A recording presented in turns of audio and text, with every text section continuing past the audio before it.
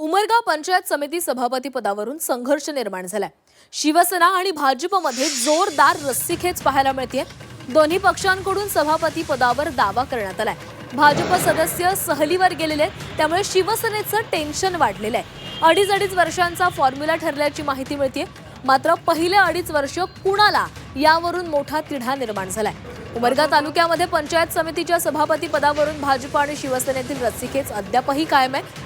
भाजपचे जिल्हा उपाध्यक्ष कैलास शिंदे आणि शिवसेनेच्या माजी आमदार ज्ञानराज चौगुले यांची कन्या आकांक्षा चौगुले या सभापती पदाच्या प्रमुख दावेदार मानल्या जात आहेत। दोन्ही पक्षात 2.5 वर्षांचा फॉर्म्युला ठरला असल्याचं कळतंय।